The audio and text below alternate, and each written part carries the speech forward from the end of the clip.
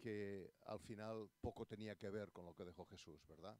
Este año pasado hemos estado hablando mucho tiempo, hemos tenido buenos conferenciantes, muchas conferencias sobre la Reforma, porque era el 500 aniversario, ¿verdad? Y creo que ha sido muy interesante, pero hoy vamos a conocer cosas que tienen que ver con antes de la Reforma. Y esto es lo que estaba hablando este año pasado con mi amigo Javier.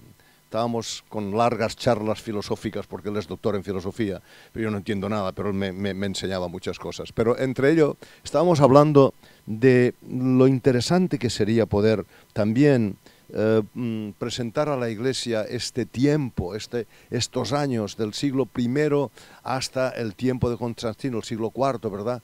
¿Qué ocurrió con la Iglesia en aquel tiempo? ¿Qué ocurrió? Yo creo que es muy interesante y como creyentes creo que nos ayudará a entender todo este periplo que ha recorrido el cristianismo, ¿no? Entonces os quiero presentar a nuestro hermano Javier Álvarez, su esposa Flor, que está aquí, ¿no? Levántate, Flor, para que te vean, es muy importante que te vean. Y bueno, os voy a presentar un poco el currículo, aunque él me ha dicho, mira, preséntame como un hermano, déjate de currículum. Digo, sí, pero esto, pues, ya ves que esto gusta, ¿no? Y entonces dice, primero de todo, marido de Flor. Me lo ha apuntado él, yo no invento nada, ¿eh? Primero de todo, marido de Flor. Segundo, licenciado y doctor en Filosofía por la Universidad Complutense. Licenciado en Humanidades por la Universidad de Alcalá de Henares. Catedrático de Bachillerato, profesor de la Facultad de Teología de la UEB y pastor de la Iglesia Independiente de Alcalá. O sea que este es nuestro hermano el que nos va a dar la conferencia y le recibimos también con un aplauso, ¿verdad? No te hace daño el aplauso, ¿verdad? No pasa nada. Bienvenido, hermano. El tiempo es tuyo. Me gustaría que Francisco pudiera orar antes para encomendar ese tiempo delante del Señor y ya empezamos. Padre amado, te damos gracias por este día, Señor, que tú has dispuesto en que podamos estar aquí juntos en tu nombre. Gracias por nuestro hermano Javier, por los dones que tú le has dado. Señor, y ahora te pedimos que tú le unjas, Señor, que le guíes y que podamos, Señor, aprender más acerca de lo que tiene que ver con la historia de tu Iglesia, Señor. Ayúdanos a entender este tiempo crucial para nosotros también y a disponer nuestros corazones, Señor, para entender lo que tú nos quieres transmitir a través de nuestro hermano. Señor, recibe tú toda la gloria y toda la honra en el nombre de Jesús. Amén. Amén. Pues buenos días. Ese aplauso casi que se lo dan a ese que está ahí arriba, porque por muy doctor que sea uno, a mí igual que a cada uno de ustedes les tuvo que salvar el hijo de un carpintero. Amén. Y ese es el único que merece la gloria, la honra y el aplauso. Pues sí, vamos a hablar de historia, de la historia de los primeros años del cristianismo. Y, bueno, una cosa previa. Me dije que diera una conferencia. Lo voy a hacer, porque soy muy obediente. Hay preguntas si quieren hacerlas al final, pero también si alguien quiere interrumpirme puede levantar la mano, podemos hacer algún comentario. Ustedes pregunten lo que quieran, que yo haré con las preguntas lo que considere más pertinente. Bien. Y si no, desde luego, al final, si tendremos un tiempo, pues si ha quedado alguna inquietud, alguna cosa que se puede desarrollar más, pues abordarla. Y si ustedes no me preguntan, lo haré yo. Y la primera pregunta que quiero empezar así para que se den cuenta que también a ustedes igual les toca hablar, es ¿por qué desenterrar los trastos viejos del desván de la historia? ¿Por qué no dejar que se cubran, se llenen de polvo y olvidarnos de ellos? ¿Por qué este afán o este interés por indagar, mirar en la historia? ¿Qué les parece? Quiero alguna respuesta. Porque de la historia siempre se aprende, sí, sí. Se aprenden cosas buenas, ejemplos, se aprenden también cosas malas. Es decir, dicen que el hombre es el único animal que tropieza 2 veces en la misma piedra. Bueno, ojalá fueran solo 2. Pero ojalá pudiéramos ser capaces de aprender de los errores que otros cometieron para no cometer nosotros los mismos. No sé si nos dará tiempo hoy a hablar pues, de las primeras herejías que hubo dentro de la propia Iglesia cristiana. Y uno se da cuenta que los mismos errores del pasado, las herejías del siglo II, son las mismas que podemos encontrar hoy día, con matizaciones, con una vestimenta distinta, pero el corazón, el fondo, exactamente igual. Sí. Y algo más. Porque, ¿sí? ¿Qué tengo que hacer? ¿Qué he hecho mal? ¿Mejor? Gracias. ¿Alguna otra razón? Porque se aprende, sí. Es muy necesario conocer desde el principio porque así podremos entender lo que está pasando, Ajá, lo que ha venido claro. sucediendo, el porqué. Eso es. Ojalá pudiéramos entender por qué hoy la Iglesia es como es. Justo antes de empezar, ahora mismito, hace iba a decir 2 segundos, era igual 2 minutos, me decía Javier, hoy hay mucho énfasis en los aspectos emocionales dentro de la Iglesia. Bueno, pero ¿por qué? Eso hay una conexión. ¿Alguna razón más? Venga, algún valiente o valienta. Porque nuestra vida es una historia. Ajá. Y siempre se mueve dentro de otra historia. Claro, efectivamente. Yo no les conozco a ustedes, es la primera vez que estoy en esta iglesia. En Palma estuve hace muchos años, muchos años. Pero a ustedes no les conozco. Si alguien tuviera que contarme quiénes son ustedes, ¿qué harían? ¿Por dónde empezarían? ¿De qué me hablarían? Ustedes me hablarían de su historia. Si tú no conoces a alguien y le preguntas tú quién eres, él no te va a decir lo que es, él te va a decir lo que ha sido. Porque somos el resultado de lo que hemos sido. Entonces la historia no es algo que conozcamos o que sepamos o que ignoremos, es algo que llevamos puesto. Somos, decía Ortega y Gasset, que no tenemos naturaleza, no tenemos una forma de ser. El ser humano no tiene naturaleza, tiene historia, tiene historia. Entonces, no conocer la historia es, en cierto sentido, no conocernos a nosotros mismos, no saber de dónde venimos, a dónde vamos y en el fondo ni siquiera lo que somos. Por eso la historia es tan importante. Y lo que me gustaría es dar una pincelada muy rápida, me avisáis cuando queden 5 minutos para el café, toque de campana. Lo que quería contarles pues, es el periodo que me han mandado, que pactamos, que razonamos, Y es, pues, desde los orígenes del cristianismo hasta la constitución de una iglesia que vamos a llamar iglesia institucional, que es más o menos el título. ¿Qué tengo que hacer para que se vea esto?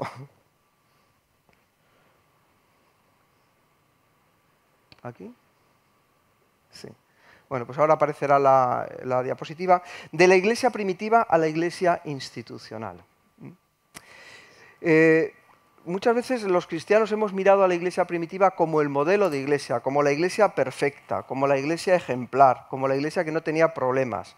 Nosotros ahora allí en Alcalá estamos estudiando Primera de Corintios. Cuando uno ve esa iglesia, se da cuenta que la iglesia primitiva también era una iglesia de seres humanos como ustedes y como yo. Personas normales que sufrían, que lloraban. Y esta es la historia de la iglesia cristiana desde sus orígenes hasta el día de hoy y hasta que el Señor venga.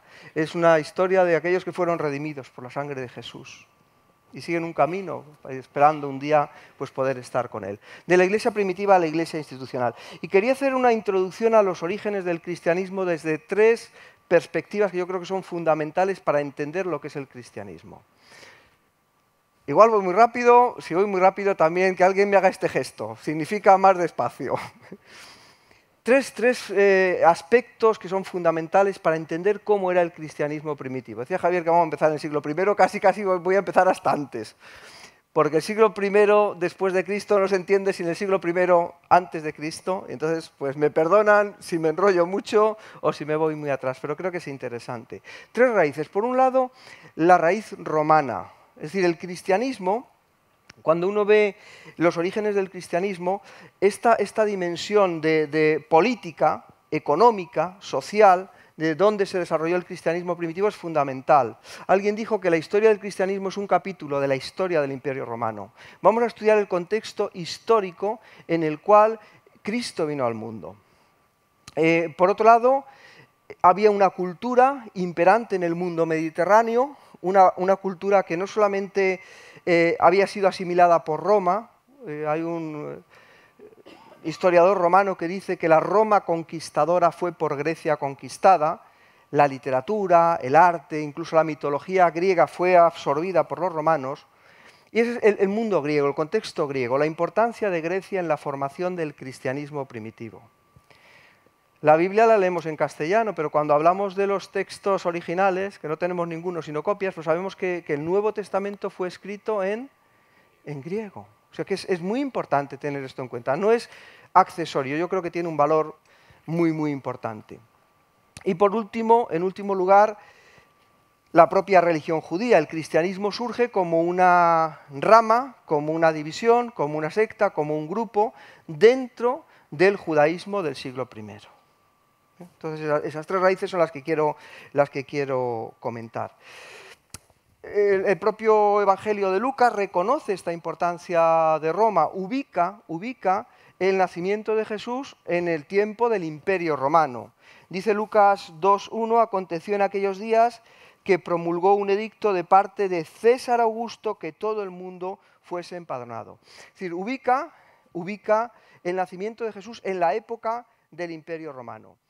Sabemos que el ministerio terrenal de Jesús se desarrolló fundamentalmente en la época del sucesor de Augusto, que fue Tiberio, y fue crucificado Jesús por el procurador Poncio Pilatos, representante de Tiberio en la región de Judea. Una breve historia de Roma, muy, muy cortita, porque hablamos del Imperio Romano. No siempre la forma de gobierno de Roma, la Roma antigua, fue el imperio. Roma empezó, saben la historia que tienen ahí de Rómulo y Remo y la loba capitolina. Roma comenzó siendo una monarquía. Después de la monarquía, a los romanos nunca les gustó esto. Los romanos detestaron siempre el gobierno de uno solo. El ideal de Roma fue siempre la república. Los primeros reyes, algunos de ellos eran etruscos, eran considerados extranjeros, opresores. A los romanos nunca les gustó la monarquía. El ideal de gobierno de Roma fue siempre una república. Daban mucha importancia al Senado. El Senado y el pueblo de Roma. Ese es el ideal de gobierno de Roma. Junto con los senadores, en la Roma republicana había un gobierno con 2 cónsules. Bueno, pues hubo, al final de este periodo republicano, hubo un cónsul un tanto especial que todos conocemos. ¿Les puedo tutear ya o sigo llamándoles de usted? Julio César, todos conocemos a Julio César. Este cónsul fue un militar extraordinario. Y pues los romanos tenían un problema fundamentalmente en el norte. Los romanos se pegaron con todo el mundo, pero también con los del norte. Eran los galos. Entonces, esta amenaza nórdica, pues Julio César salió a combatirla. Son las famosas guerras de las Galias, las guerras contra los galos. César derrota a los galos, conquista un montón de territorios, llega incluso hasta el sur de Inglaterra y regresa victorioso a Roma. Entonces, había un problema. Los ejércitos romanos no podían entrar, las legiones no podían entrar en la ciudad de Roma. Entonces, ahí delante de un río, Julio César tiene un dilema. ¿Sigo adelante o no sigo adelante? Entonces, consulta con sus tropas y decide que van a marchar a Roma. La suerte está echada, ¿no? Alea acta es, ¿no? La suerte está echada. Julio César, victorioso, entra en la ciudad de Roma y es recibido, pues no como un invasor, todo lo contrario. Julio César ha derrotado a los enemigos de Roma. Entonces, es recibido incluso, o a pesar de que entra con tropas, es recibido pues de manera jubilosa, le aclaman. César es el vencedor. Me dicen que en este carro de la victoria iba detrás un esclavo que le iba recordando, llevaba la hojita de laurel ahí encima de la cabeza, que le iba recordando, recuerda que eres humano, recuerda que eres mortal, recuerda que eres mortal. Y César no acaba con el Senado, pero va a constituirse en una especie de dictador. Y todos sabemos, abrevio mucho la historia, ¿verdad? Porque si no, no llegamos a los judíos. Todos sabemos que César fue asesinado por sus amigos más cercanos, senadores, e incluso Bruto y Casio, tú también, hijo mío, pues ahí hundieron la daga en las entrañas del dictador. Claro, la reacción del pueblo romano ante la muerte de Julio César, lejos de ser qué bien nos han librado de un dictador, fue el estallido de una serie de revueltas populares. Estalla lo que se llama la guerra civil entre bandos. Los que habían asesinado a César tienen que huir, pero los que han quedado en Roma, amigos de César, van a tener que luchar por el poder. Al final el que va a salir victorioso es nuestro amigo, el que nos cita el Evangelio de Lucas, César Augusto. Se llamaba en realidad Octavio. Octavio había sido... era un familiar lejano de Julio César, pero había sido adoptado como hijo por Julio César. Esto es interesante, así que de vez en cuando hago paréntesis, me olvido de lo que estaba hablando, luego me recuerdan por dónde iba y para eso están las transparencias también. Fíjense, el hijo adoptivo en Roma tenía exactamente los mismos derechos que el hijo natural. ¿Nosotros somos hijos naturales de Dios? ¿Somos hijos? Pero según el contexto cultural de aquella época, según el derecho romano de aquella época, tenemos exactamente los mismos derechos que su hijo Jesús. Exactamente los mismos derechos que si hubiéramos sido hijos naturales. Somos adoptados. Bueno, pues este Octavio había sido adoptado como hijo de César. Y en realidad entra en Roma cuando sabe que César ha sido asesinado. Octavio fue un gran político, era un tipo avispado, muy listo, muy listo. Entonces cuando muere César, él entra en la ciudad, parece que metido dentro de un carro con pescado ahí oculto de cualquier manera. Y claro, hablando de pescado, el que partía el bacalao allí era justamente Marco Antonio, un general de Julio César que le había acompañado en las batallas de las Galias y parecía pues que era el hombre fuerte del momento. Y Augusto era un chavalín.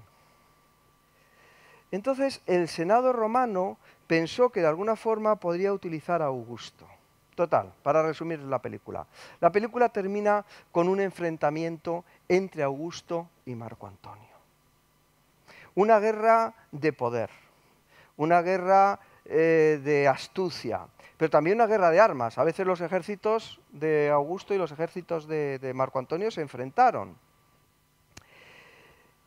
Y bueno, pues al final ganó, para resumir la película otra vez, al final ganó Augusto en una batalla, la batalla de Acio, una batalla naval, donde derrotó a Marco Antonio. Marco Antonio se había ido a la zona sur del Imperio Romano, Egipto, la parte más rica, y había dejado al pobre y al ingenuo de Augusto en Roma, con todos los conflictos, la guerra civil, pero Augusto es muy listo, y al final declara la guerra a estos que estaban... Egipto era el granero de Roma, entonces Marco Antonio dice, pues te vas a enterar ahora, no te voy a mandar trigo, no te voy a mandar impuestos. Dice, me lo pones perfecto, te voy a hacer la guerra contra el enemigo de Roma. Le derrota en la batalla de Acio. Sabéis que Marco Antonio tenía una amante muy famosa, Cleopatra, y claro, cuando se entera Cleopatra de que Marco Antonio pues, ha muerto en la batalla, pues lo que ella piensa, pues esa muerte tan célebre, ¿no?, con la Speed. Curioso, esta Cleopatra había tenido antes de Marco Antonio otro amante muy famoso, ni más ni menos que Julio César. Y le había dado un hijo, se llamaba Cesarión. Bueno, pues Augusto, después de derrotar a Marco Antonio y Cleopatra incluida dentro del paquete, lo primero que hace es buscar a Cesarión para matarle. Este es el humanismo grecolatino. No, claro, es que Cesarión sí que era hijo natural de César. Y por si acaso, vamos a eliminar los problemas acabando con ellos de raíz. Y una cosita más que creo que es interesante. O sea, este Augusto llegó al poder con astucia, con inteligencia, fue un político extraordinario. Claro, no sé si con él empieza el imperio. Hay algunos historiadores que esto lo llaman el principado, el paso anterior al imperio. Estamos en un momento decisivo de la historia de Roma. Es cuando Cristo vino al mundo, desde el punto de vista de la historia de Roma, del contexto, era un momento clave, se pasó de la república al imperio. Y Augusto es el primer emperador, o casi, el princeps, el primero entre los que son iguales, el emperador. Bueno, y fijaros qué astucia tan curiosa. A los romanos no les gusta, está claro, la monarquía, ¿verdad? Pues Augusto dio un paso más allá de la monarquía. Bordeó la monarquía de una manera muy, muy peculiar. Pasó un astro, no sé si era un cometa o algún fenómeno astronómico peculiar, y dijo que ese cometa era Julio César, que había sido hecho Dios. Ah, mira, este cometa que ha pasado por aquí es Julio César. Conclusión. Si Julio César es Dios, ¿yo Augusto qué soy? Ah, yo soy hijo de Dios. Qué título más curioso, ¿no? ¿Suena de algo? Hijo de Dios.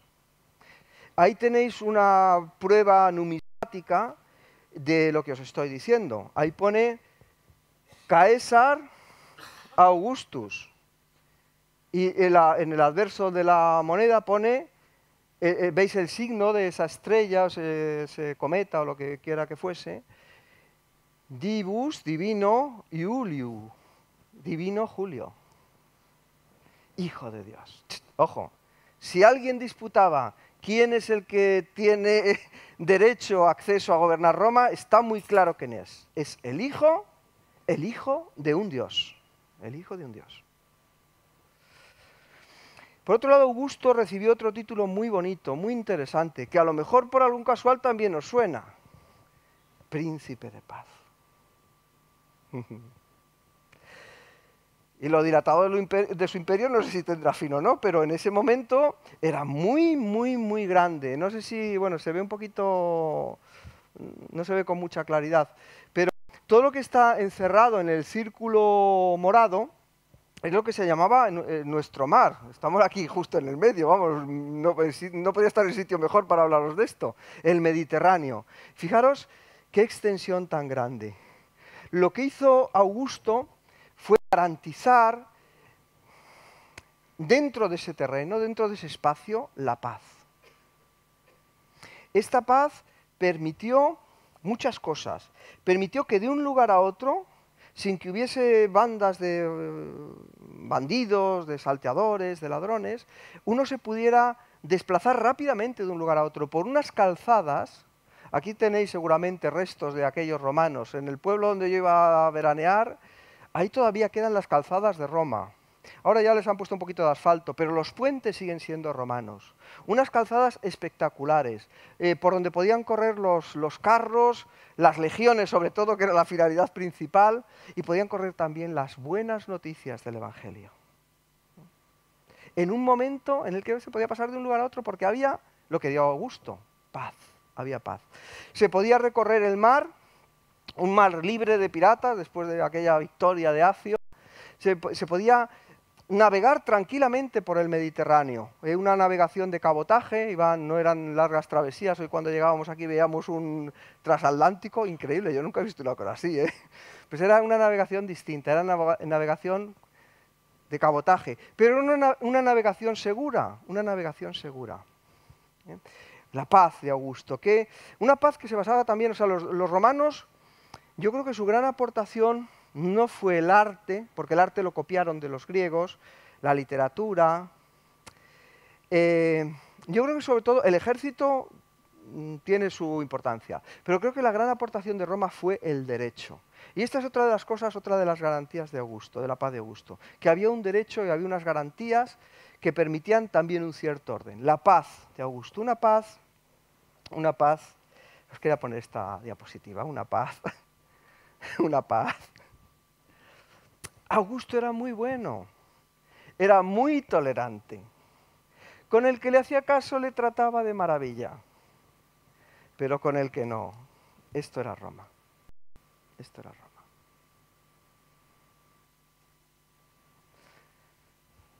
Hijo de un Dios, príncipe de paz. Y os quería poner otra diapositiva, donde aparece también otro hijo de Dios y príncipe de paz. Uno que ganó la paz matando y otro que ganó la paz muriendo. Uno que sostiene la paz mediante el derecho, la policía y las armas. Y otro que da una paz que no es esta paz. No como el mundo la da, Él la da. Bueno, vamos a por los griegos. Voy rapidito, pero es lo que hay. Fijaros, aquí tenéis una transparencia o diapositiva, no sé cómo se llama esto, presentación, de lo que fue el imperio griego de Alejandro. Y vamos a ver también un poco la relación del judaísmo con el helenismo. Y fijaros, Grecia, Macedonia está por aquí arriba, donde pone Grecia, pues donde está la I, un poquito más arriba. Ahí estaba Macedonia, de ahí es Alejandro Magno. Y llega, si os dais cuenta, su imperio va a llegar hasta la India. El imperio griego es anterior al romano, ¿vale? Pero os he contado el romano primero porque es el contexto inmediato donde nació Jesús y porque de Grecia, del helenismo, voy a pasar a Palestina. Bueno, cosas que nos ha dado Grecia: la literatura, el arte, la escultura, la pintura, la ciencia, la filosofía. Lo sabemos, ¿no? No hay que correr mucho.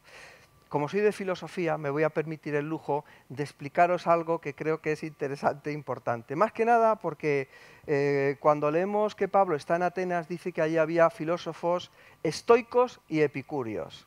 Así que con vuestro permiso, o sin él, porque nadie dice nada, si no algún anciano o alguien que levante la mano y diga cállate, yo voy a seguir. Porque creo que es muy interesante y creo que es importante para entender cómo era el cristianismo primitivo y por qué. La historia de la filosofía normalmente se entiende que tiene tres grandes periodos. Mira, es fácil de recordar, como la historia de Roma, monarquía, república, imperio. La historia de la filosofía igual. Hay un periodo arcaico de la filosofía, hay un periodo clásico que todos conocemos o que nos sonará: Platón, Aristóteles, Sócrates, los grandes filósofos, y hay un periodo helenístico. Esta filosofía helenística es la que es especialmente importante para entender con quién estaba hablando Pablo cuando fue a Atenas y cuál era el modo de pensar, no de los griegos de ese momento, sino de los romanos, de los paganos, de los hombres cultos de la época en la que Cristo vino al mundo. ¿Qué tal vamos de hora? Bien, ¿no? Sí. En un primer momento la filosofía se centró en el estudio de la naturaleza, la búsqueda del principio del cual provenían todas las cosas. Eso en griego, la palabra principio, se dice argé, el principio. Y también les interesaba la finalidad, de dónde provenían las cosas. La ciencia y la filosofía nacen a la par, nacen en el mismo momento. En las costas jónicas de Asia Menor, en la zona de Mileto, Éfeso, ahí es donde nace la filosofía y la ciencia. La búsqueda del argé. ¿Ibas a comentar algo? No. Sí. Dispara.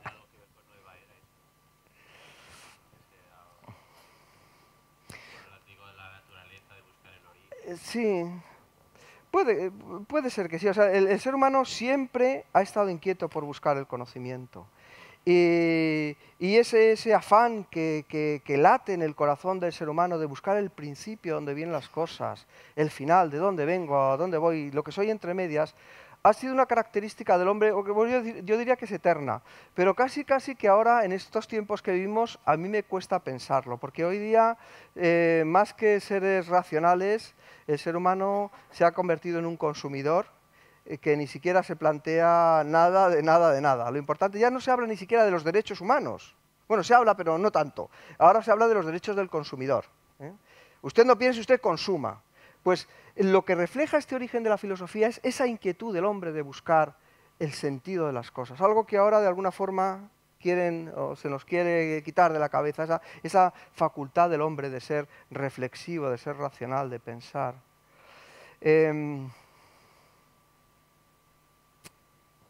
Otro paréntesis muy cortito, ¿vale? Pero es que tu aportación me gusta. Por esto de la nueva era y por esto estas inquietudes. Claro, cuando uno lee el Nuevo Testamento y descubre que Jesús dice, ego eimi, joarge, oarge, caiotelos, yo soy el principio y el fin. Él está diciendo, yo soy lo que todos estáis buscando. Desde el principio de la ciencia, de la filosofía, de la búsqueda, la inquietud que el hombre tiene de buscar la verdad, él dice, yo soy. La misma palabra, ¿eh? Cuando uno estudia esto con los filólogos y filósofos griegos y con Aristóteles, dice el arjé, la misma palabra que utiliza Jesús. Yo soy el principio, yo soy el principal, yo soy lo primero y soy lo último. Lo último en el sentido también de la plenitud, la completitud de todas las cosas. Eso es la teleología, la búsqueda de la finalidad. Cuando Jesús está en la cruz del Calvario, todos hemos oído, ¿no? Consumado es, consumado es. La palabra en griego es tetelestai. Se ha alcanzado la plenitud, el telos, el fin. Yo soy, dice Jesús, el principio y el fin.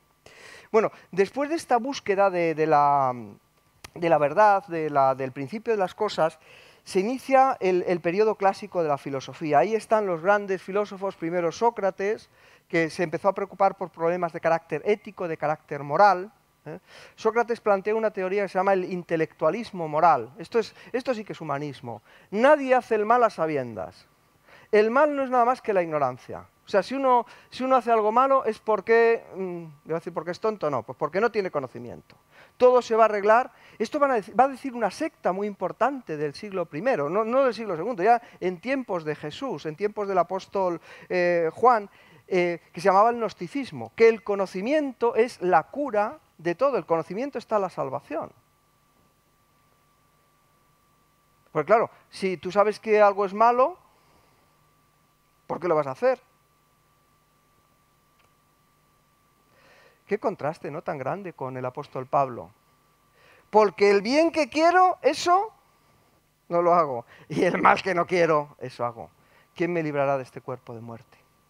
Hay una cosa que se llama pecado, que a los hombres nos cuesta mucho, seamos de la nueva era o de la vieja, que nos cuesta mucho admitir que somos pecadores y que hay una cosa que queremos hacer y que no hacemos, y hay cosas que sí queremos hacer y que sabemos que tenemos que hacer y se nos quedan para mañana o para pasado o para no sé cuándo, ¿no?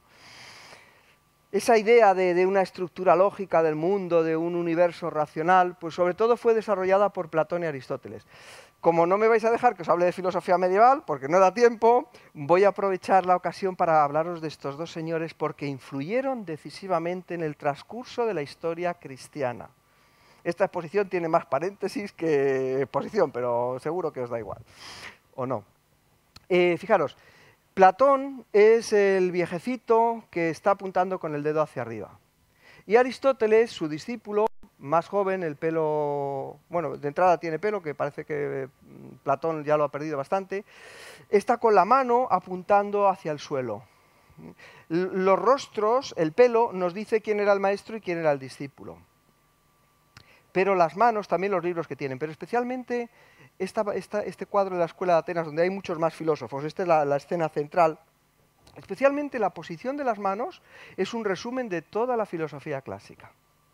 Fíjense, la mano de Platón, ¿a dónde apunta? La verdad para Platón no estaba en este mundo era pura apariencia. La verdad para Platón está en otro mundo que está más allá de este. Un mundo que es invisible a los ojos del cuerpo, pero es visible a los ojos del alma. Esa es la verdad para Platón, un mundo que está ahí arriba. Y sin embargo Aristóteles parece que le está diciendo a su querido maestro, porque dice Aristóteles en cierto, dice, amamos a Platón, queremos a Platón, pero somos más amigos de la verdad. Entonces Aristóteles se tuvo que distanciar un poquito del pensamiento de Platón. Entonces esa mano extendida, es que le está diciendo al maestro, mira, no me hables de una arriba, no me hables de una arriba. Háblame de lo que hay aquí. La realidad es los seres materiales, los seres concretos, los seres que yo puedo palpar, captar por los sentidos. Aristóteles es lo que llamamos los filósofos, me perdonáis las palabrotas también, los filósofos lo llamamos empiristas, los que dan conocimiento a la experiencia, a lo práctico.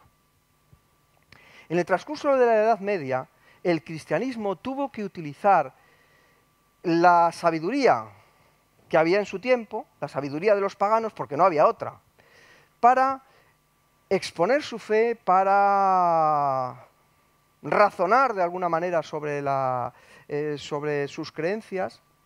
Si queréis, esto sí me hacéis preguntas al final, ¿vale? Y para hacerlo tuvo que coger el acervo de los sabios de aquel momento. ¿Quién creéis que era más cercano al cristianismo? ¿Quién creéis en qué tipo de filosofía se apoyaría la teología medieval en sus comienzos? ¿Platón o Aristóteles? Apuesta, venga, el 50%, si no es uno es otro, pero... Platón, claro. San Agustín dice, después de analizar las escuelas de pensamiento de su época, dice, bueno, pues algunos se acercaron a la verdad, dice, pero nadie se parece más a nosotros que estos, y se refiere a los neoplatónicos de su época.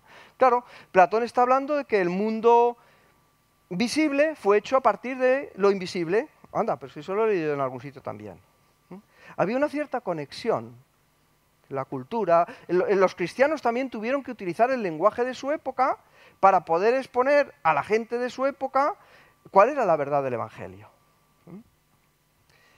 Bueno, entonces este periodo clásico es el periodo de esplendor no solo de la filosofía, de la ciencia, sino también del arte, de la democracia. Es el siglo de Pericles. La democracia en Atenas, el esplendor de Esparta, muy importante, muy interesante. El sistema político, cuando nosotros hablamos de la Grecia clásica o de la Grecia antigua, no debemos pensar en una nación, en un país. Esto es mucho más moderno. Esto tiene más que ver con Lutero que con aquello. La estructura política, de ahí viene la palabra política, viene de polis. La polis era una ciudad-estado con una serie de aldeitas, de pueblos alrededor, y el ideal de la vida política, de la polis, era la autarquía, es decir, tener un gobierno propio, ser independientes económicamente, políticamente. Vamos a dejar de lo de la independencia, que igual me lleva a algún lugar donde no debo. Bueno.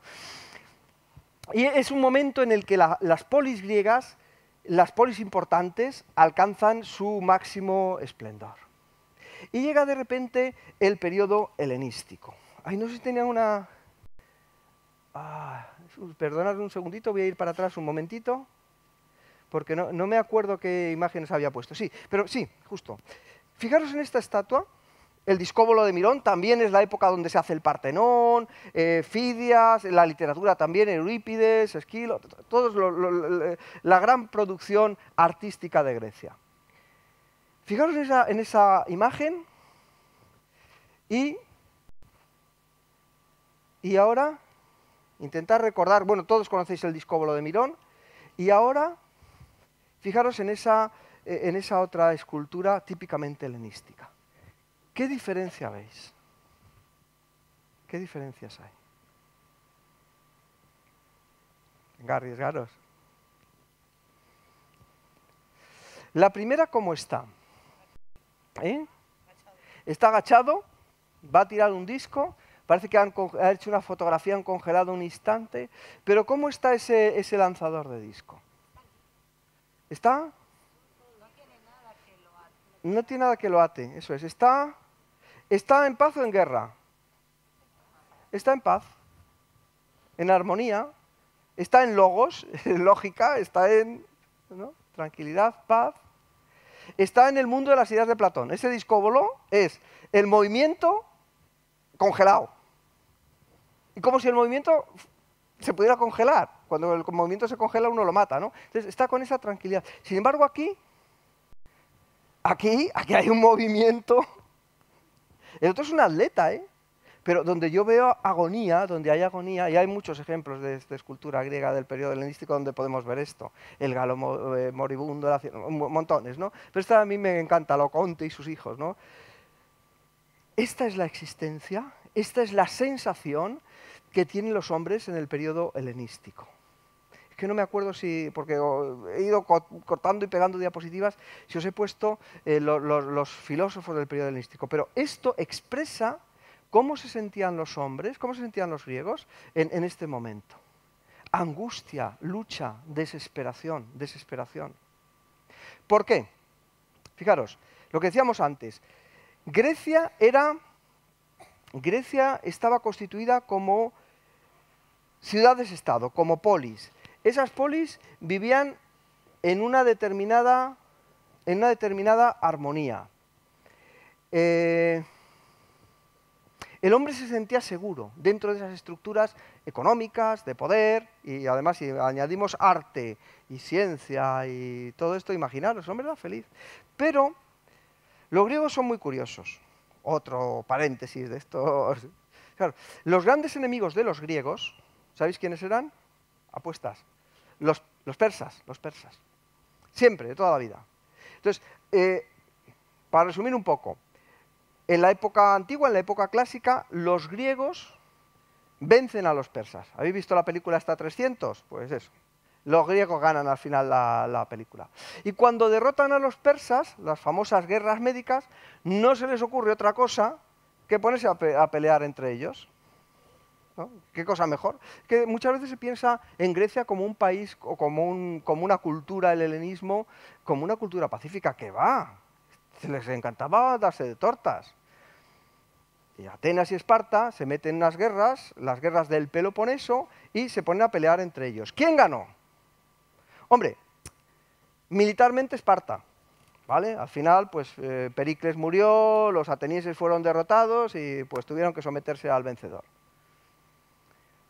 Pero a mi modo de ver, el que ganó las guerras del Peloponeso fue nadie. Porque tanto Atenas como Esparta quedaron tremendamente debilitadas. Y entonces unos bestias, unos bárbaros, unos seres despreciables que había en el norte para los cultos atenienses y espartanos, que se llamaban los macedonios, no hicieron otra cosa que invadir y conquistar Atenas y Esparta. Filipo de Macedonia, que sería muy bruto, todo lo que queráis. Ahí tenéis una foto de este matrimonio tan peculiar, Filipo y aquí su mujer Olimpia, que no se llevaban muy bien, pero eso es para contarlo teniendo más tiempo. Sería muy bruto, pero buscó para su hijo Alejandro Magno el mejor preceptor que podía pensarse. El preceptor, el maestro de Alejandro Magno fue ni más ni menos que Aristóteles. O sea, el hombre más sabio que podía haber quizás en Grecia es el que puso ahí. Entonces, bueno, ¿qué es lo que hace Alejandro Magno? Alejandro Magno conquista estas polis importantes y se va a ir contra sus enemigos, contra los enemigos clásicos de Grecia, que eran los persas, ¿verdad? Y así, lo mismo que hizo Augusto, así voy a reafirmar mi poder, porque voy a derrotar a los que han sido siempre enemigos de Grecia. Y fijaros la trayectoria de este general griego. Aquí está Grecia,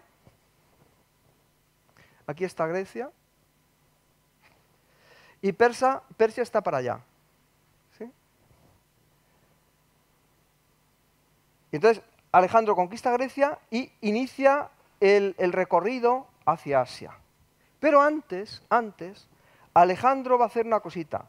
Alejandro va a bajar por aquí abajo, va a ir hasta Egipto, va a conquistar Egipto, va a subir y entonces va a seguir su camino hacia Persia. Quiere ir a Egipto porque quiere ser nombrado, coronado, no sé cómo se dice, faraón. ¿Por qué? ¿Qué era un faraón? El faraón era Dios. Ahí tenemos otra vez el Dios. Y cuando es Dios, ahora que soy Dios, ahora que he conquistado a los griegos, y ahora que me he hecho Dios, ahora es cuando voy a derrotar a los enemigos. Muy importante, no se os olvide para luego.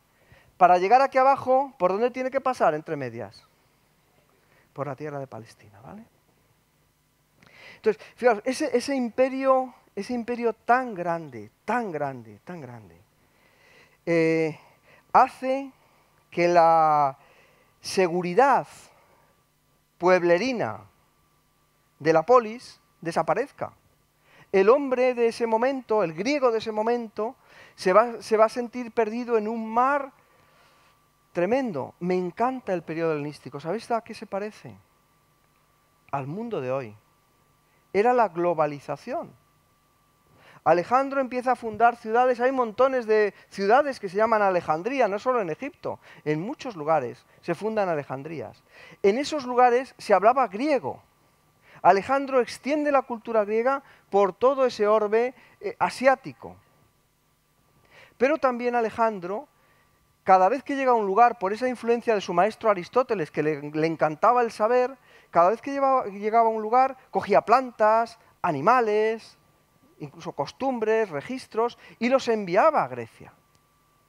La característica fundamental del helenismo, y por eso se parece tanto a nuestra era también, es el eclecticismo. Una mezcla de todo, una mezcla de todo. Entonces, el ser humano se siente como aquella escultura que hemos visto antes de Laoconte y sus hijos, se siente desgarrado, sin solidez, en un mundo donde no hay seguridad. Y la gran pregunta, la gran preocupación de la filosofía del periodo helenístico, esto no lo digo porque yo sea cristiano, porque sea evangélico, esto cualquier libro de filosofía os dirá que las filosofías del periodo helenístico son filosofías soteriológicas, es decir, filosofías que tienen que ver con la salvación. La gran preocupación del hombre en ese momento es cómo puedo vivir, cómo puedo alcanzar la felicidad en un mundo que se está derrumbando. ¿Os suena? Se parece mucho ahora. En ese mundo tan cercano al nuestro es cuando se escribió el Evangelio. Cuando los hombres estaban por ahí como locos buscando cuál es la salvación. ¿Dónde está la salvación?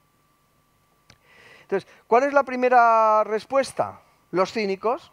Convertirse en un cínico. ¿Qué es un cínico? Pues los cínicos vivían como Diógenes debajo de un barril. Querían huir de las convenciones sociales. Yo soy... ¿Cuántos hay de estos? Yo soy natural. Hay aquí en Palma yo creo que hay de estos, ¿no? Que viven la vida alejados de las convenciones sociales, ¿no? Iba Diógenes con un candil por la ciudad diciendo, busco un hombre, busco... ¿no?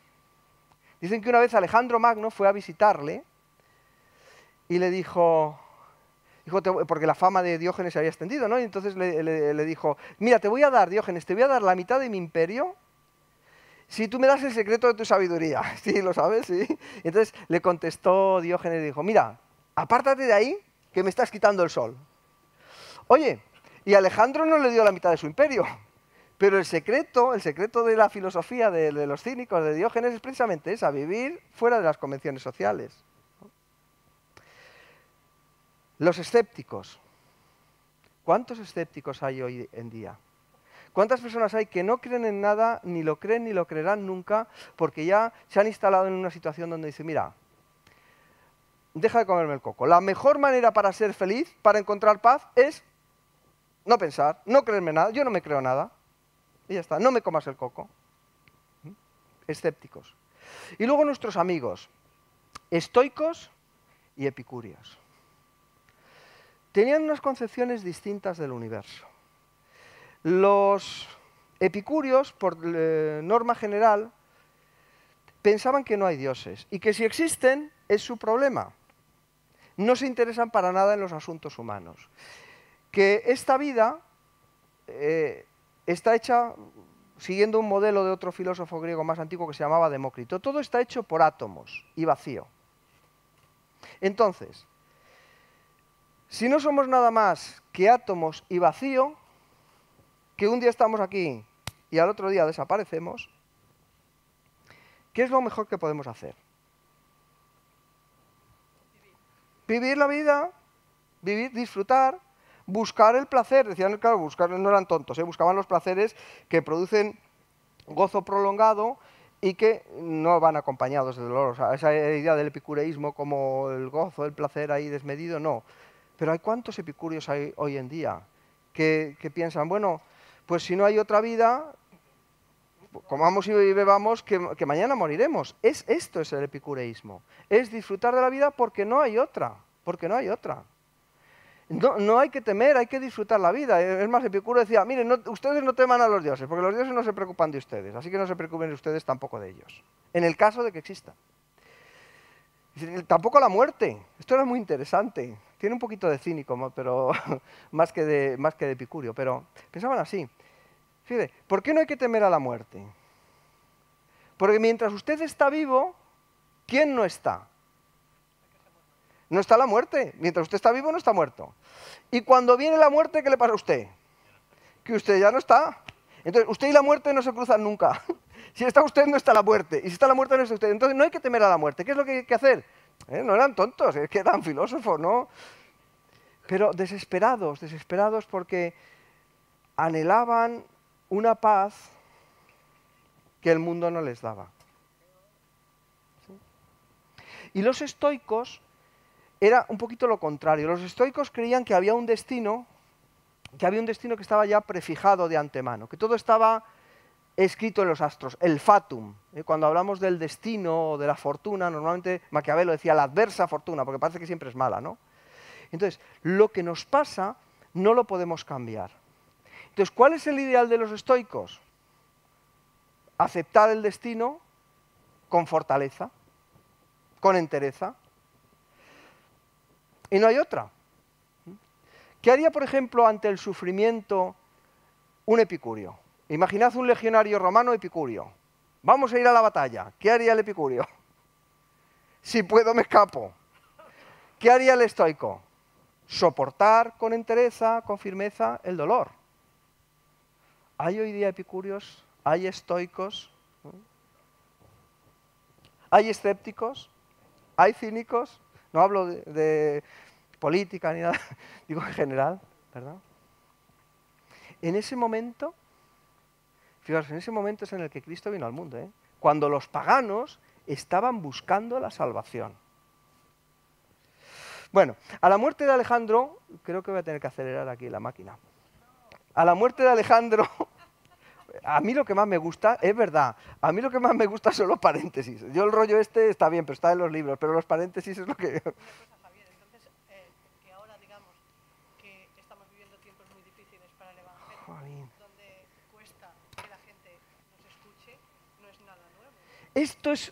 Esto es una maravilla. Vivimos en un mundo maravilloso. Maravilloso. Nosotros podemos abrir la Biblia y darnos cuenta que el mundo en el que vivió esta gente era el mismo que el nuestro. Muy parecido. Superstición. Búsqueda por medio de filosofías, de ideologías. Hoy no hay platónicos, ni hay aristotélicos. No hay gente que busque la verdad. Hay gente que busca el placer, la evasión, la salvación de un mundo que no es nada más que angustia. Hoy se parece más que nunca. Nuestro tiempo se parece más que nunca al tiempo en el que Cristo vino al mundo. Y no quiero hablar del Apocalipsis y cosas de esas. Pero se parece mucho. Entonces podemos hacer una hermenéutica muy bonita de la Biblia. Porque la hermenéutica es tender un puente entre el texto, entre aquello y lo que pasa hoy. Pero es que aquello y lo que pasa hoy, curiosamente, se parece mucho. Entonces, me parece precioso. Normalmente nos quejamos siempre, hay otras épocas heroicas, ¿no? Había grandes predicadores o grandes no sé qué, grandes siervos de Dios, sabéis que es una contradicción, ¿no? Si uno es un siervo no puede ser grande, si es grande no es un siervo, pero bueno. A veces miramos con nostalgia o pensamos en esas épocas de esplendor evangélico, no sé qué. Dice la Biblia que mirar hacia atrás de esa manera es una necedad.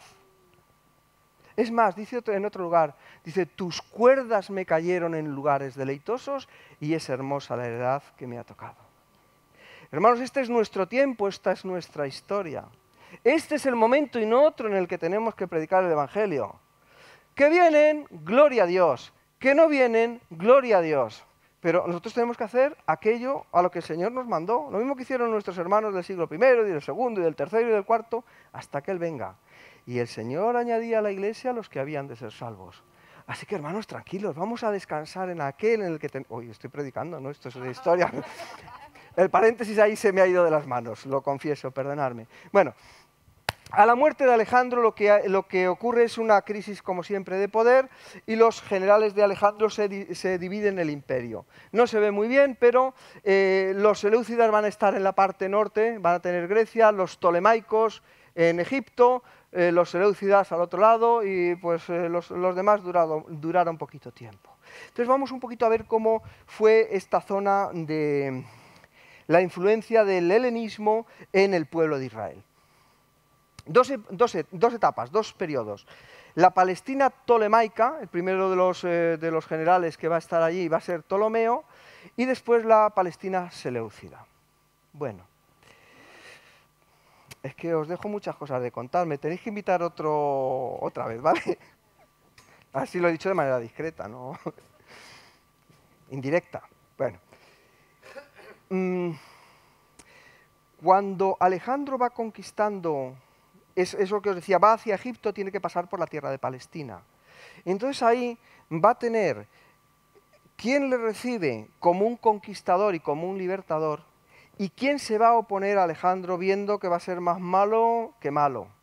En especial Tiro, la ciudad de Tiro y Sidón, Tiro se enfrentó a Alejandro, estaban en una isla alejados de la costa, y Alejandro construyó, bueno, no sería Alejandro, serían sus soldados y todo un paseo que quedan hoy, las piedras están ahí en el fondo, y Tiro fue asolada, destruida completamente. Bueno, no es lo que lo diga la historia. Antes de la historia, un señor que se llamaba Jeremías ya dijo que iba a pasar esto. Pero bueno, por si acaso os lo dejo ahí. Entonces, algunas ciudades opusieron resistencia y otras acogieron a Alejandro, pues bien, como un libertador. Entre ellos es curioso. Os voy a dar unas citas, intento leerlas rapidito, ¿vale? Pero los samaritanos se opusieron a Alejandro. Sin embargo, Jerusalén y Judea en general recogieron con buen ánimo a Alejandro, porque Alejandro venía a liberarles de alguien que ya les estaba resultando un poquito pesados, que eran los persas. Entonces, Alejandro parecía que traía, digo yo, que sería por eso, que traía un aire nuevo. Fijaros, lo que os voy a citar es de dos historiadores seculares, García Iglesias y otro, no os he puesto la cita, pero son dos historiadores seculares. Fijaros, dice, es de señalar que los judíos, y no tanto los samaritanos, acogieron a los conquistadores pacíficamente sin apenas excepción. Así que eso fue lo que se dice un paseo militar, un paseo triunfante. Y en Egipto igual, en Egipto no estaban para tonterías.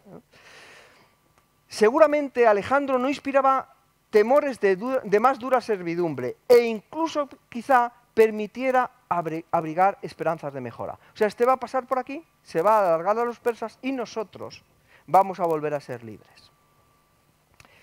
Esta es otra cita de otro historiador, perdonadme, pero no he puesto la referencia. Pero es un libro distinto, luego cito otra vez al historiador anterior. Dice, el trato dispensado a los judíos, ojo, Jerusalén abrió las puertas al conquistador. Alejandro Magno, bienvenido seas. Alejandro Magno está también en el libro de Daniel, ¿vale? Eso, cuando habla de los imperios, ahí está también, pero eso es otra película. El trato dispensado a los judíos fue indudablemente mejor que el recibido por los samaritanos, y que la reacción de unos y otros no fuera idéntica se explica por la enemistad que tiempo atrás les enfrentaba a judíos y samaritanos. Pues unos a favor, pues los otros en contra. Hubo judíos que sirvieron como mercenarios a Alejandro y otros se asentaron en la recién fundada ciudad de Alejandría, en el delta.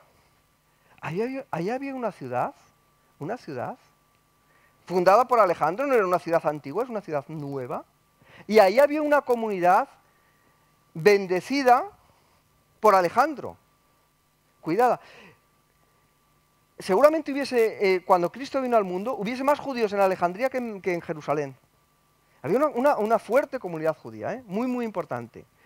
Y esta colonia judía es de la primera época, pues estaba instalada en pleno núcleo antiguo, lo que hace verosímil que fuera incluso fundacional. O sea, que entre los fundadores de Alejandría de Egipto hubiesen judíos.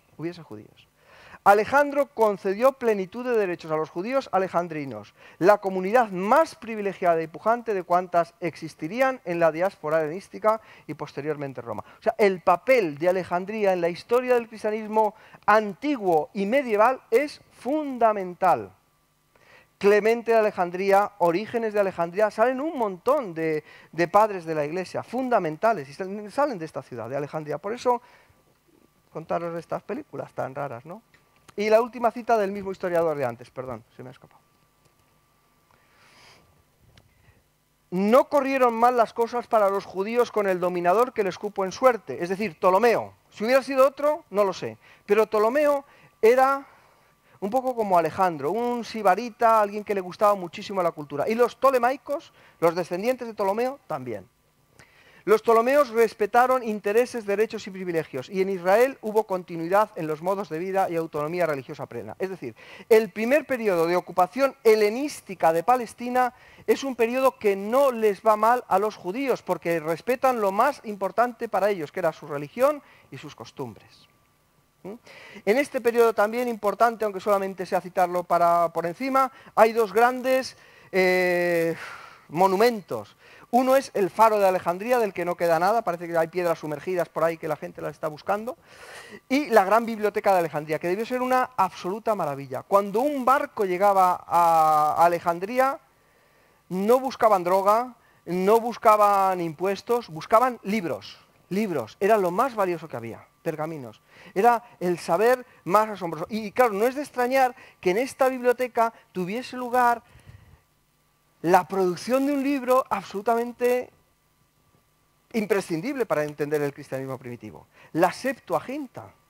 Pensad también, los judíos habían venido a Babilonia de la diáspora, muchos ni siquiera hablaban hebreo. Entonces, lo que se va a producir en esta ciudad de Alejandría es la traducción de la Biblia del hebreo al griego. Toda esta tradición, me imagino que conocéis, 70 personas se pusieron a traducir.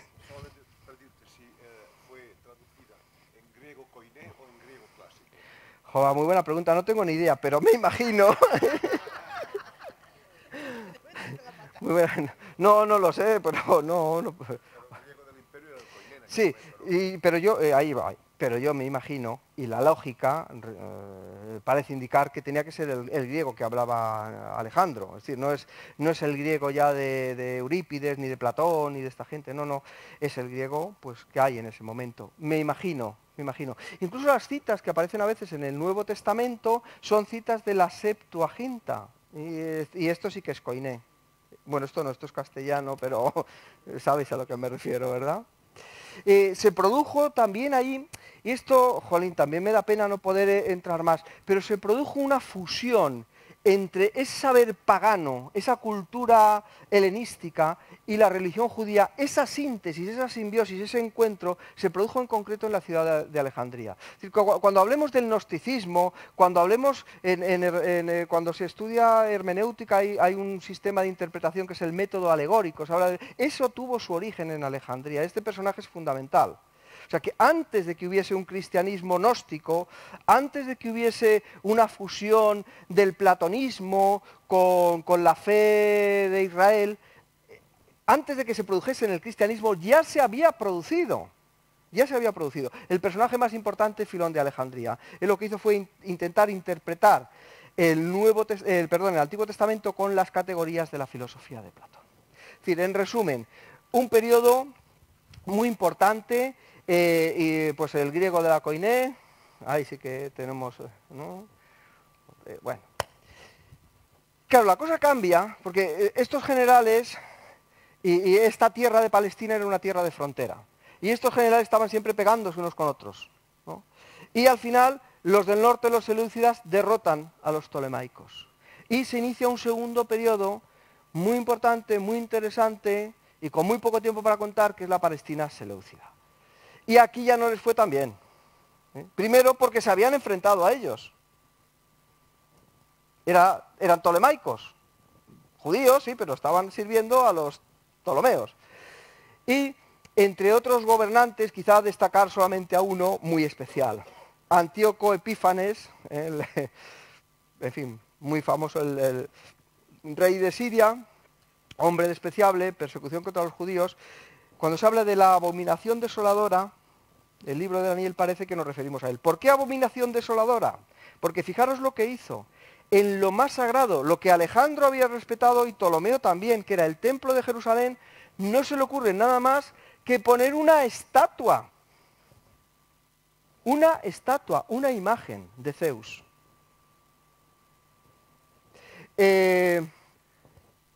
Y para sacrificar algo, ¿qué mejor? Sacrificó cerdos, hizo que muchos judíos se reconstruyesen el tema de la circuncisión, o sea, se opuso absolutamente a todas las costumbres judías. No es de extrañar que le vieran pues como eso, como lo peor y lo más malo. Entonces, frente a esta situación de opresión política, de, yo qué sé, de antidios, no es que no sé cómo decirlo, de desastre, de abominación, es la palabra, mejor que lo dice la Biblia, no, yo creo que no se puede decir, abominación desoladora, surge una revuelta política, sí, pero religiosa también, que es la revuelta de los macabeos. Antíoco... La revuelta de los macabeos. Ahí os aparece por un lado la espada y por otro lado la Torá. Y ahora lo que nos interesa analizar, y si no, bueno, pues luego seguimos después del descanso, es cómo era la religión judía en este momento. Como consecuencia de la revuelta macabea, habían surgido distintos grupos religiosos dentro del judaísmo de Palestina. Tres grupos fundamentales, había muchos más, ¿vale? Pero los más conocidos, saduceos, fariseos y esenios. Los celotes, hay quien discute la existencia de los celotes, sí, a lo mejor como grupo con ese nombre y demás no existían. Pero sí es cierto que había una revuelta armada contra los invasores, en concreto romanos, en el tiempo de Jesús, ¿vale? Si es un término correcto o no, si queréis lo dejamos para los eruditos y demás. ¿En qué consistía, qué es lo que defendía cada uno de estos grupos? Los fariseos representaban una respuesta religiosa y política concreta a la crisis de la helenización mediante la insistencia en estudiar y practicar con detalle y celo la ley mosaica. Bueno, he ido muy rápido, pero ¿sabéis lo que pasó? Porque se me ha pasado una cosa. Al final, estas revueltas provocan que la potencia emergente en este momento interviniese también en la zona de Palestina. ¿Cuál era la potencia emergente? Roma. Entonces Roma manda a un amigo, compañero de César, que luego enemigos, que se llamaba Pompeyo, y ahí van a conquistar, van a poner la bota a los romanos en Palestina. O sea, que se van los dominadores malos, malísimos, que eran los seleucidas, que eran los helenistas del segundo periodo, pero entran los romanos que no van a ser mejores. Entonces surgen estos grupos entre los cuales estaban los fariseos. Los fariseos se oponen a esta cultura pagana, helenista, romana, y ellos consideran que lo más importante es ser estrictos con la ley. Hay algunas cosas que este que este judaísmo del siglo I tiene en común. Y una de estas características es el valor tan grande que dan a la ley. Y cada uno de estos grupos se diferencia por su posicionamiento delante de la ley. Los fariseos, ¿qué hacían con la ley? Multiplicaban, ¿no? Los mandamientos definían todo, ¿no? Estrictamente. Los fariseos, ¿qué hacían con los saduceos? Solamente el Pentateuco. Pues dicen, es que los saduceos no creen en la resurrección, es que los saduceos no creen en ángeles. Claro, porque eso no está en el Pentateuco. Habla de ángeles en el Pentateuco, sí, pero no de que los ángeles intervienen por ahí, que no sé. Bueno, ¿dónde estaba? La clave de los fariseos es el cumplimiento de la ley. ¿Cuándo se acabará este estado de opresión de culturas paganas, de culturas que son contra Jehová? ¿Cuándo se va a acabar? Pues cuando el pueblo de Dios, el pueblo de Israel, cumpla con la ley. Cumpla con la ley. Este es el contexto de la ley y la gracia. Es que la salvación se esperaba que iba a ser por el cumplimiento de la ley. Dios iba a intervenir en la historia cuando fuésemos buenos, de una santa vez. Por fin. ¿Por qué? Porque todo lo que le había pasado al pueblo de Israel era como consecuencia de su desobediencia a la ley. Cuando volvamos a obedecer, pues ya va a venir Dios. Otra segunda característica muy importante, la esperanza mesiánica. Es que en este momento los judíos están esperando de todos los grupos que va a venir el Mesías. ¿Cuándo va a venir? Cuando cumplamos la ley, decían los fariseos. Los saduceos eran, digamos, la parte colaboracionista. Eran los que se encargaban del templo. Su religiosidad, el Levítico era tan importante para ellos, su religiosidad estaba centrada en el templo. Los romanos les permitían llevar esos servicios religiosos, respetaban la religión judía, y los saduceos encantados de la vida. Claro, el puesto de sumo sacerdote y el control del templo significaba, además de todo lo que tiene de espiritual, significaba también una importante beneficios económicos. Por eso el puesto de sumo sacerdote se convierte en una moneda de cambio y uno intenta ganarse simpatías a cambio de tener este puesto. Entonces, bueno, es esta religión centrada sobre todo en el templo. Características: fuerte conservadurismo, colaboradores con el poder dominante, no son como los fariseos eran un ejemplo para el pueblo de Israel. O sea, cuando el pueblo de Israel mira cómo hay que ser para ser ético, para ser moral, miran a los fariseos. Y cuando miran lo que es un poco un hipócrita, miran a estos, colaboradores con los romanos. Son una aristocracia alejada del pueblo y son también simpatizantes, aunque respetuosos con su cultura, simpatizantes de la cultura griega. ¿Qué hacen otros? Como la cosa está tan mal, pues nos vamos. Y ahí esperamos a que el Señor venga. Cuando venga, mientras tanto, pues vamos a tener la luz de la palabra, la ley sigue ahí, el maestro de justicia, y ya venga. Muchos movimientos que no he citado, pero que son interesantes, eran los movimientos de los bautizantes, que salen al desierto. Conocemos a uno de ellos, Juan el Bautista, pero había más, había muchos. El de Juan el Bautista es interesante, porque, claro, ¿a quiénes bautizaba Juan el Bautista? ¿A quién predicaba arrepentimiento? ¿Quiénes eran bautizados? Salían de Jerusalén, ¿verdad? De Judea. Pero es que el rito del bautismo, la costumbre del bautismo, no era para judíos, era para prosélitos. Cuando una persona simpatizaba por el motivo que fuera, imaginaros un romano, que le gustaba la moral, la vida del judaísmo, y quería hacerse judío, lo primero que tenía que hacer era circuncidarse. Lo segundo, ir al templo y ofrecer un sacrificio. Y la tercera cosa era lavarse. Bautismo. Entonces, cuando Juan el Bautista está diciendo al pueblo de Israel que se bautice, ojo con lo que está diciendo. Diciendo que vosotros ni sois hijos de Dios. A ver, si os tenéis que bautizar, sois como los simpatizantes. Arrepentíos, que es que viene una cosa muy gorda. Esta es la versión de Javier Álvarez del Evangelio. Bien. Los esenios, por tanto, el templo y Jerusalén son impuros, el templo está corrompido, la ciudad, por tanto, también, han hecho tal, el culto del sacerdocio son ilegítimos, el Israel oficial está perdido. Hay que esperar que venga el Mesías a restaurar el tiempo. Y los celotes que dicen, bueno, pues ya que el Mesías está por venir y va a cargarse a sus enemigos, pues vamos a echarle una manita y le vamos quitando trabajo. Así dicho de manera resumida, ¿no? Dios ha dado una tierra a su pueblo a condición de que su pueblo cumpla su alianza. Hay que recuperar esta tierra. Como Dios nos ha dado la tierra, tenemos que recuperarla. No podemos estar esperando que venga, hay que echar una manita. Entonces fijaros, y yo creo que casi, aunque Javier no me ha dicho nada, casi que estamos por dejarlo aquí, ¿no? Gálatas 4:4. Pero cuando llegó el cumplimiento del tiempo, Dios envió a su Hijo, nacido de mujer, nacido judío, nacido... Cuando uno ve esto y te das cuenta que había trazadas unas vías, unas calzadas por donde podían correr las buenas nuevas, que no ha pasado nunca, con paz, sin fronteras, en un imperio donde no había fronteras, un mar sin piratas, todo estaba preparado. Cuando los griegos, los paganos, estaban clamando, estaban buscando la salvación. Y cuando los judíos estaban diciendo, Señor, ven ya que no podemos más, que no aguantamos ya ni a los griegos, ni a los romanos, ni a nosotros mismos. Ven ya.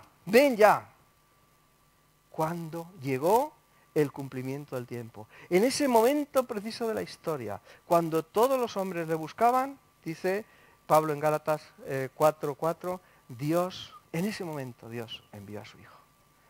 A veces se piensa que las circunstancias materiales, la economía es la que determina la historia, o las grandes ideas, los grandes pensamientos. Pablo nos dice aquí que el que controla la historia es el Dios de la historia. Que controla toda la historia. La tuya y la mía sí, pero también la historia de todo el universo. Cualquier cosa que ocurre está bajo su soberanía, bajo su control y bajo su dominio. Qué frase más bonita, es que a mí me encanta. Cuando llegó el cumplimiento del tiempo, Dios envió a su Hijo, que a los suyos vino, sí, pero los suyos no le recibieron. Esta es la diferencia con el judaísmo. Jesús es el Mesías. Jesús es el Mesías. Jesús que nace, como decíamos al principio, hijo de un carpintero, lleva una vida de enseñar, de sanar, de curar, de hacer el bien, y muere en una cruz, humillado, despreciado. Pero este Cristo, este Jesús, este que llamamos Mesías, ocurre una cosa asombrosa, un portento. Este Jesús que ha sido muerto de esta manera, sus discípulos empiezan a decir, empiezan a predicar que este Jesús que ha sido muerto, no niegan la muerte de Jesús como alguna secta se hará, este Jesús que ha sido muerto vive porque ha resucitado. Y la única manera de explicar, porque dice, bueno, ¿y cómo me demuestras la resurrección? Yo te demuestro la resurrección con la vida de los primeros cristianos. Porque si Cristo no resucitó de los muertos, ¿qué hacían predicando el Evangelio? Si Jesús había fallado, ¿por qué seguir viviendo al servicio de una mentira? Y este Cristo muerto y resucitado es, muy rapidito, predicado en las sinagogas. El primer lugar donde iba el mensaje era a los judíos, diciéndoles, mira, el Mesías ha venido, es Él por el que estamos clamando, ya ha venido. Es anunciado a los gentiles, ahí tenemos la obra del apóstol Pablo, tenía unas cuantas diapositivas más de sus viajes, de sus... ¿no? Y este mensaje de Jesús es también rechazado, y en primer lugar por los judíos. Vamos a hablar la segunda parte de las persecuciones, vamos a hablar de esa iglesia primitiva que tuvo que sufrir persecuciones, pero las primeras es importante recordar que fueron de sus propios hermanos, los judíos. Persecuciones y herejías, enemigos externos, sí, pero también enemigos internos. Cuando Pablo se va de Éfeso, dice, porque yo sé que de vosotros van a surgir lobos rapaces que no perdonarán al rebaño. La primera epístola de Juan dice, y salieron de vosotros porque no eran de nosotros. Claro, pero para salir primero hay que estar dentro. Es decir, el cristianismo siempre fue objeto de lucha, de persecución, y es necesario que sea así. Que haya disensiones, que haya luchas, pues porque la vida cristiana, la victoria está siempre, siempre al final, en algo que vendrá. Bueno, pues lo vamos a dejar aquí, ese cristianismo que es anunciado, empieza a ser anunciado al mundo, y ya empezamos en la siguiente sesión, viendo cómo ese cristianismo tuvo que enfrentarse con algunos problemillas, ¿vale? Pues gracias por vuestra atención.